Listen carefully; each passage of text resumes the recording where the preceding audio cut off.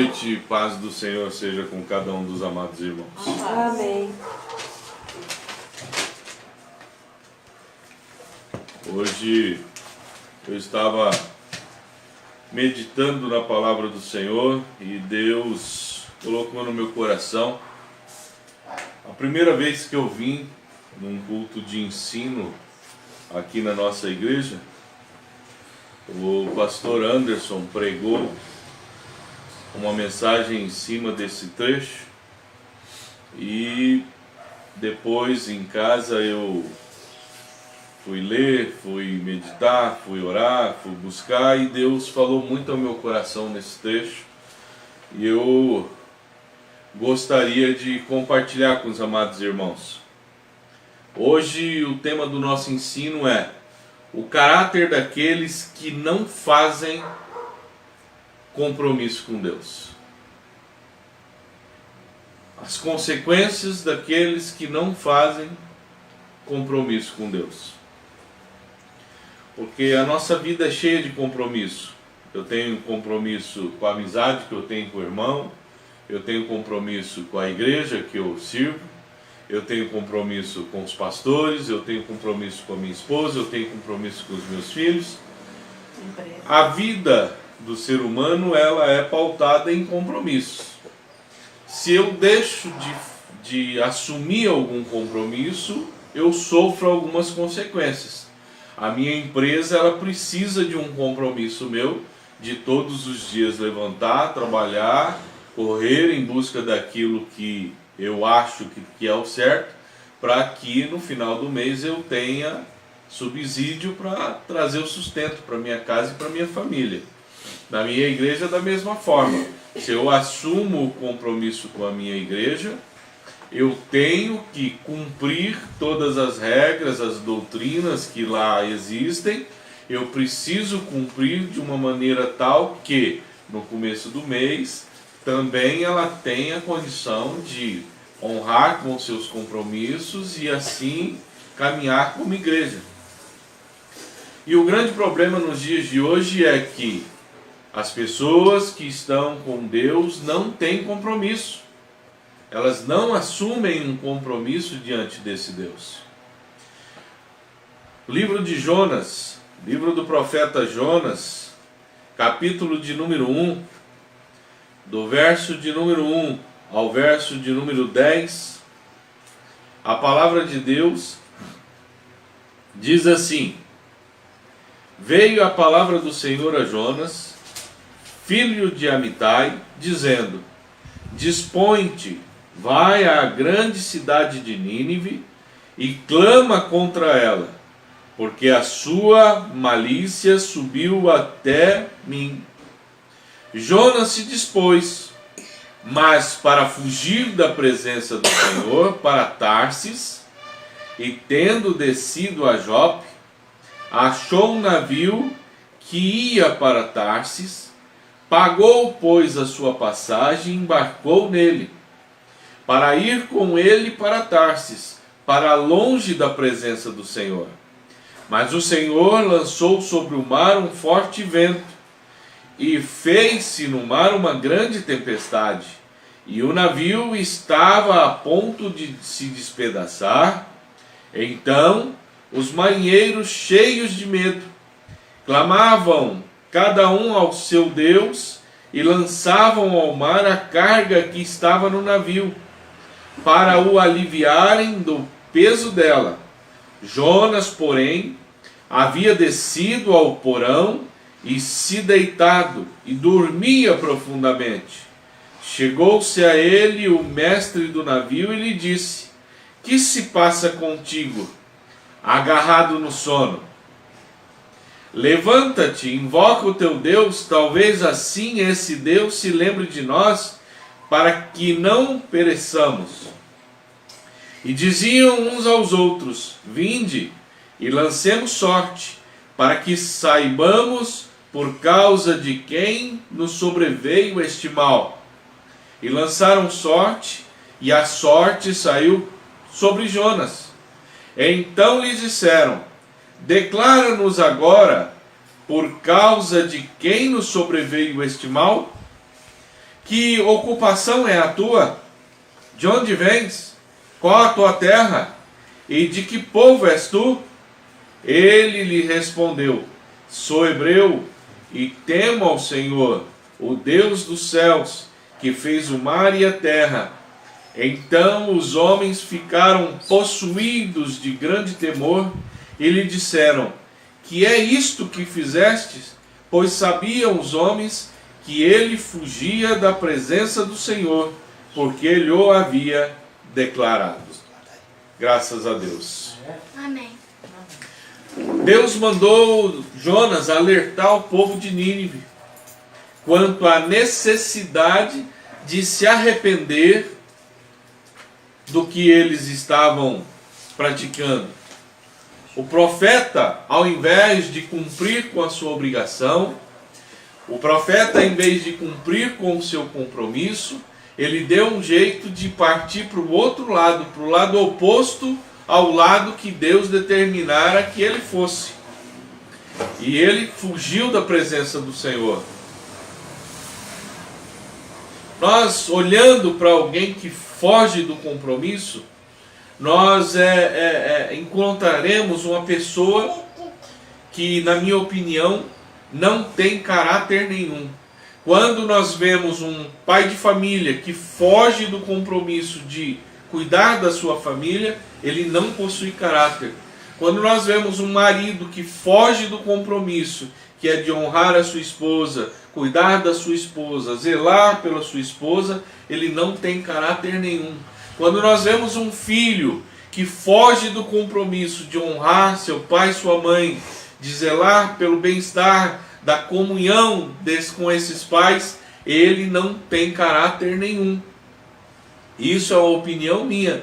Quando nós vemos um funcionário que, ao entrar numa empresa, ele faz um compromisso de vestir a camisa daquela empresa e com o tempo ele não honra esse compromisso, ele não possui caráter.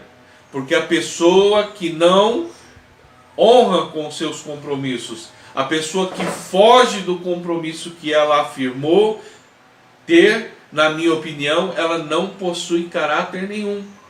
E Jonas, nesse momento, ele estava mostrando que ele não tinha caráter, que ele precisava sim que Deus trabalhasse na vida dele para que esse caráter voltasse a ser forjado e ele cumprisse o papel que Deus tinha sobre a vida dele.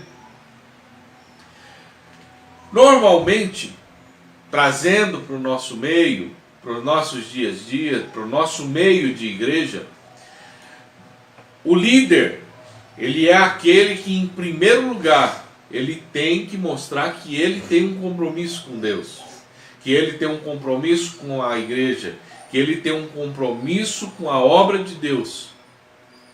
Em segundo lugar, depois que eu mostro, que os líderes mostram um compromisso com Deus, com a igreja e com a obra de Deus, aí sim ele pode cobrar da sua igreja que a igreja faça um compromisso também. Aleluia. Porque muitas vezes eu vejo líderes cobrando da igreja um compromisso, cobrando da igreja honra, mas ele mesmo não tem. Eu conheci pastores que levantavam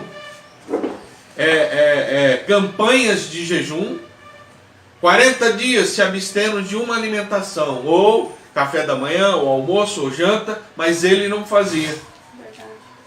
Eu vi pastores levantando campanhas de oferta para distribuição de cesta básica, mas ele não deu uma cesta básica. Eu vi pastores levantando campanhas de oração para que toda a igreja em determinado horário dobrasse o seu joelho em casa mesmo e orassem, mas ele nunca foi capaz de dobrar o joelho e orar naquele horário que ele estipulou.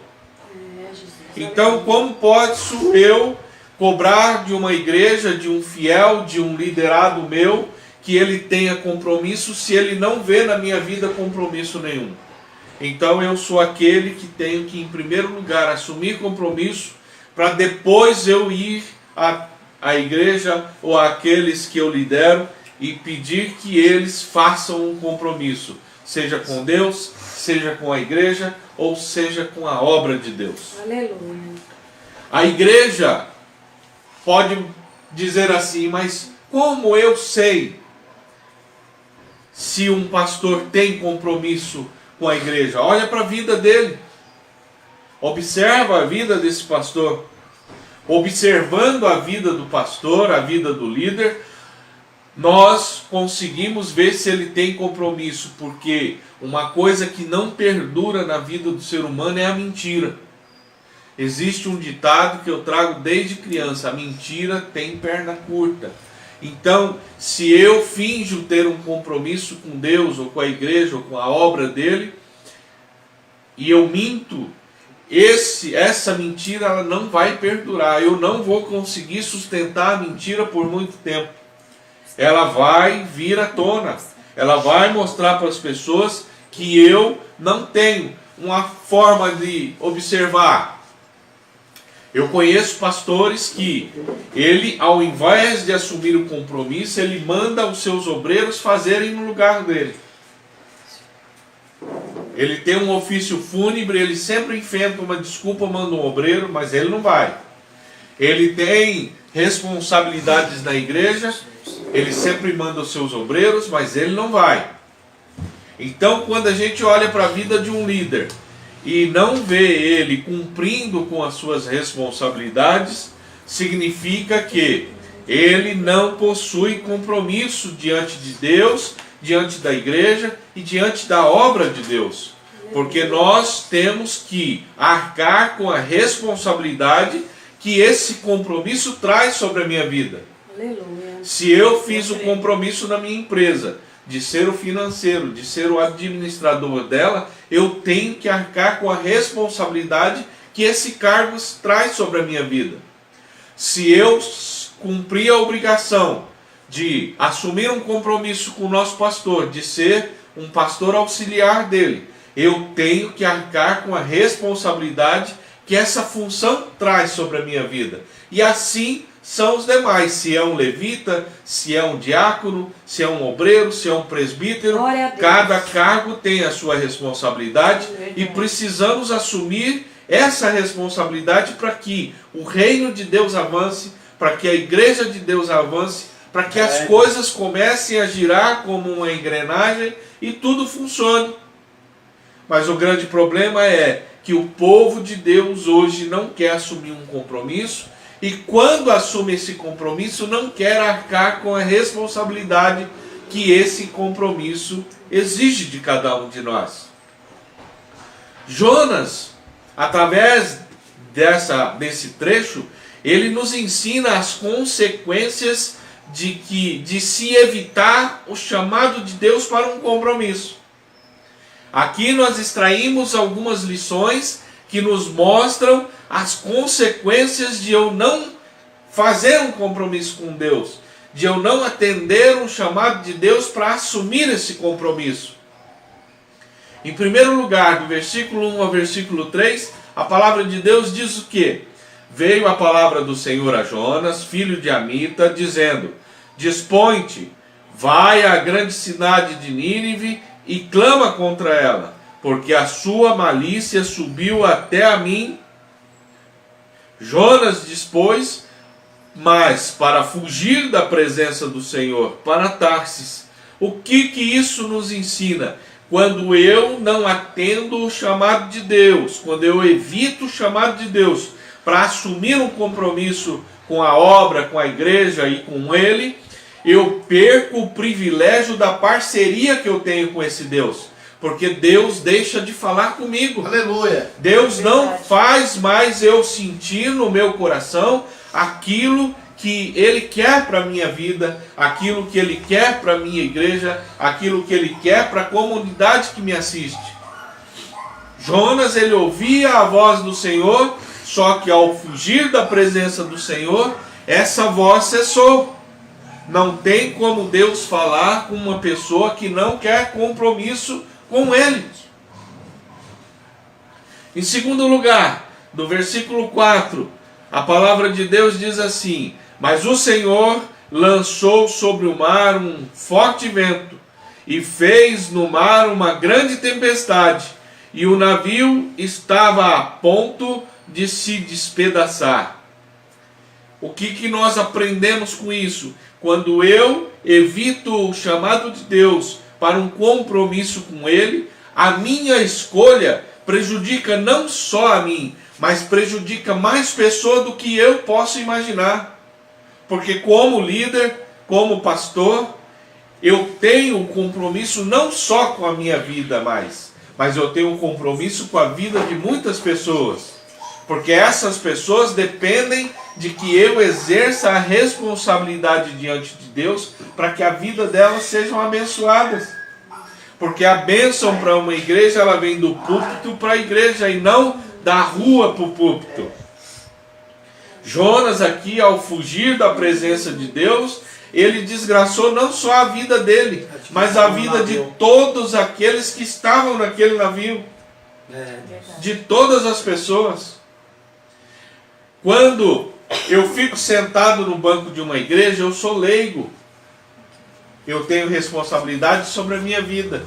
E na maioria das vezes eu tenho responsabilidade, se eu sou casado, sobre o meu lar, sobre a minha família, porque eu sou sacerdote daquela casa.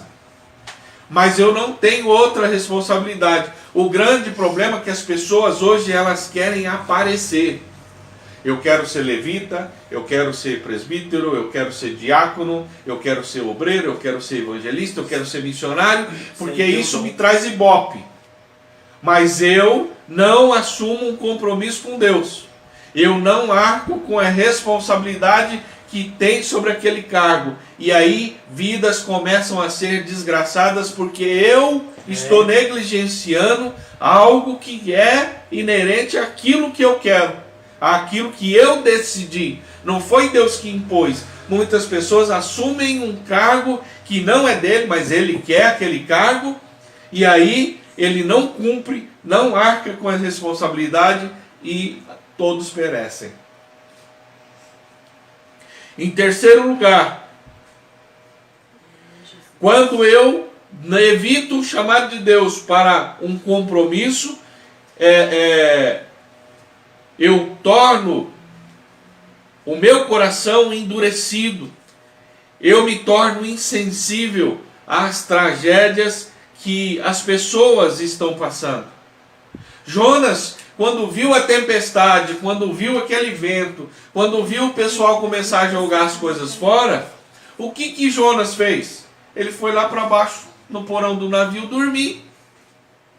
Ele sabia que o responsável por aquilo era ele, mas ele foi dormir, que se lasque a vida dos outros, eu estando bem, não tem problema nenhum. E muitos líderes, muitas pessoas que assumem o compromisso de estarem naquela engrenagem da igreja, seja como obreiro, seja como evangelista, seja como levita, como presbítero, seja lá o que for. Ele estando bem, para ele está bom. O calo dele não está apertando, porque ele só vai correr atrás de alguma coisa quando o calo dele apertar. E em quarto lugar, quando eu evito o chamado de Deus para ter um compromisso com Ele, no versículo 9 e 10, a palavra de Deus diz assim: ele lhe respondeu, sou hebreu, e temo ao Senhor, o Deus do céu, que fez o mar e a terra. Então os homens ficaram possuídos de grande temor, e lhe disseram, que é isto que fizeste? Pois sabiam os homens que ele fugia da presença do Senhor, porque lhe o havia declarado. Quando nós fugimos desse chamado, evitamos o chamado de Deus para ter um compromisso com Ele, nós perdemos toda a nossa integridade diante das pessoas. As pessoas deixam de confiar naquilo que eu sou. E o nome de Cristo está sendo manchado por causa do tipo dessas pessoas que querem se aparecer, mas não têm compromisso com Deus, nem com a igreja e nem com a obra do Senhor. E por isso, com o tempo, surgem os escândalos, e quando surge o escândalo, o nome deles, não é só o nome dele que é manchado, não é só a integridade dele que é manchada, Não é só a confiança nele que as pessoas perdem. As pessoas falam assim: não era crente? Eu quero saber desse Deus nada. Eu conheço muitas pessoas que se afastaram do caminho de Cristo por causa de pessoas desse jeito. Eu tenho que fazer com que as pessoas olhem para mim. Eu preguei uma vez na igreja, que eu conheço pastores que falam assim: não olha para mim não, olha para Cristo. Faz o que eu estou falando, mas não olha para a minha vida porque eu sou cheio de erro. Não, olha para a minha vida. Eu sou cheio de erro, mas eu estou tentando acertar. Eu estou no caminho de Cristo. Como Paulo falou: sejam meus imitadores, assim como eu sou de Cristo. Eu já falei que a palavra cristão deriva de uma palavra grega que significa pequeno Cristo. Eu sou um pequeno Cristo, uma pequena imagem de Cristo. Então eu tenho que, de todas as formas, tentar imitar Cristo. Perfeito, nunca você. Sem erros, nunca você. Sem pecado, também não você. Mas as pessoas que andam próximas a mim têm que olhar e ver que tem alguma coisa de bom em mim. Porque senão, não adianta estar junto de mim. E Deus, sabendo que Jonas fugiu da presença dele, Jonas evitou o chamado de Deus para ter um compromisso com ele e arcar com a responsabilidade que ele assumiu diante de Deus. Porque Deus, quando falou com ele, ele assumiu que ele iria. Mas ele deu um jeito de rapar fora e ir para o outro lado. A mão de Deus pesa sobre essas pessoas. Pode passar um dia, pode passar um mês, alguns anos, mas a mão de Deus pesa sobre essas pessoas. E elas vão arcar com a responsabilidade de não ter assumido o compromisso que elas quiseram assumir. Não foi Deus que as obrigou. Depois de passar tudo isso, depois de sofrer todas essas coisas, Jonas foi lançado ao mar e um grande peixe veio e o engoliu. Quando ele estava ali na aflição, no ventre do peixe, a Bíblia diz que ele fez uma oração. Capítulo 2 diz assim: então Jonas, no ventre do peixe, orou ao Senhor, seu Deus, e disse: na angústia clamei ao Senhor. Ele me respondeu, do ventre do abismo gritei, e tu me ouviste a voz. Pois me lançaste no profundo, no coração dos mares, e a corrente das águas me cercou. Todas as tuas ondas e todas as tuas vagas passaram por cima de mim. Então eu disse: lançado estou diante dos teus olhos. Tornarei porventura a ver o teu santo templo? As águas me cercaram até a alma, o abismo me rodeou, e as algas me enrolaram na minha cabeça. Desci aos fundamentos dos montes, desci à terra, cujos ferrolhos se correram sobre mim para sempre. Contudo, fizeste subir da sepultura a minha vida. Ó Senhor, meu Deus, quando dentro de mim desfalecia minha alma, eu me lembrei do Senhor e subiu a ti a minha oração, o teu santo templo. Os que se entregam à idolatria vã abandonam aquele que lhes é misericordioso. Mas com a voz do agradecimento eu te oferecerei sacrifício. O que voltei, pagarei. Ao Senhor pertence a salvação. Falou, pois, o Senhor ao peixe, e ele vomitou Jonas na terra. Quando nós, apesar de querermos nos aparecer, mas não assumir um compromisso com esse Deus, de não ter responsabilidade com as coisas de Deus, sofremos as consequências desse Deus. Ele é misericordioso para nos perdoar e para nos amparar, se nós dobrarmos os nossos joelhos arrependidos com o nosso coração e clamar a Ele para que Ele ouça a nossa voz novamente. Amém, Jesus. Glória a Deus. Muitas pessoas querem sim estar na igreja, querem sim estar acima de um altar, querem sim pertencer a uma posição dentro da igreja, mas não querem um compromisso com esse Deus. E Deus nos chama para um compromisso, para arcar com a responsabilidade que esse Deus quer que tenhamos. Nós estamos passando por um momento difícil, um momento que nós temos sim que fazer um compromisso com Deus e arcar com a responsabilidade desse compromisso, independente do que soframos ou não.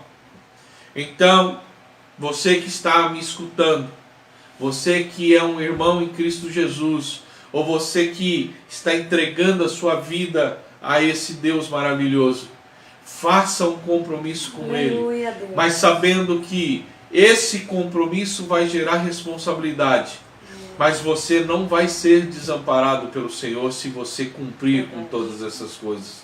Deus é fiel e poderoso para te revestir, para te proteger, para te sustentar, para te fortalecer, para fazer infinitamente mais do que você pensa ou que você pede, segundo o poder dele que opera em cada um de nós. É tempo de firmarmos um compromisso real com esse Deus.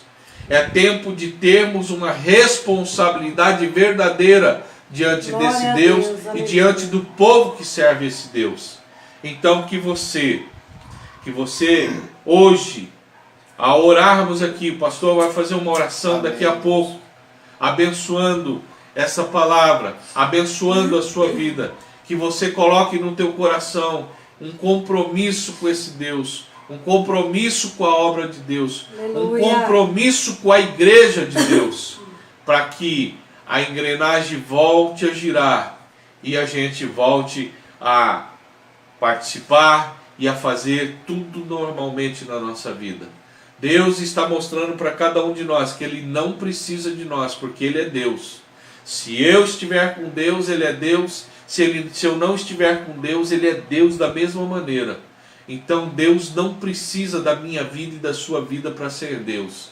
Mas se nós quisermos estar com Deus, nós precisamos ter um compromisso com esse Deus, um compromisso com a obra de Deus, um compromisso com a igreja que Cristo deixou para que cada um de nós cuidamos dela.